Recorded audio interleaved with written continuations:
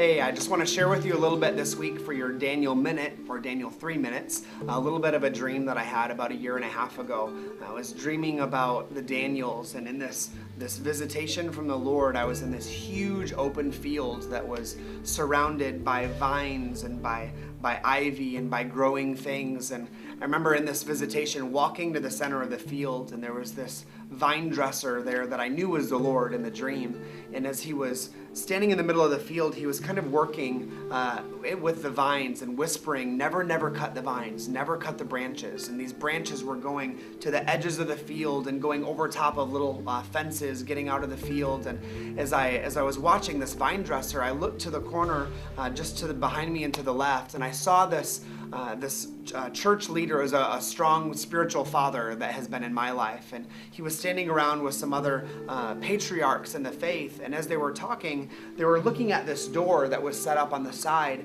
And the vines were trying to get outside of the door. They were trying to move inside the crack in the door, underneath the door frame, and trying to get out. And these patriarchs had these huge shears in their hands. And on the shears, on the handles, it said, "Holiness as unto the Lord." And they were kind of pruning these branches from going outside of the doors. And as I was watching, as well-intended as they were, my heart just started to break a little bit because I had heard the instructions of the Lord.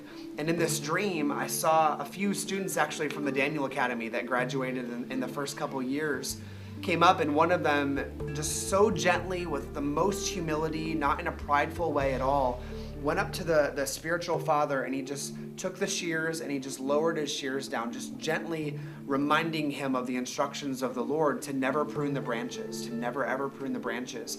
And when he lowered this patriarch's hands, all of a sudden I saw in the patriarch's eyes what he had been doing without even realizing it. It was right heart motivation, but he hadn't heeded the word of the Lord in that moment. And so he drops the shears, and they shattered like glass. And this look of horror was on the face of the spiritual father because he had realized what he was preventing as he was pruning the branches.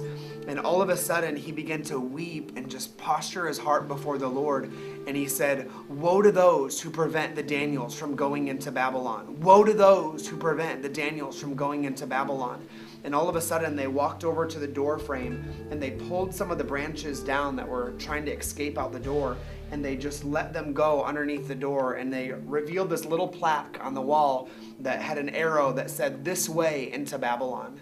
So for your Daniel Minute and your Daniel Dare this week, I would encourage you to ask the Lord how he wants to take you outside of your comfort zone, how he wants to send you outside of what you're comfortable with and familiar with. So think about what you want to do after high school. So in your little Daniel journal spot this week, I want you to write down where God might send you after you graduate from high school. Just consider where you might go if he were to send you into Babylon. I dare you.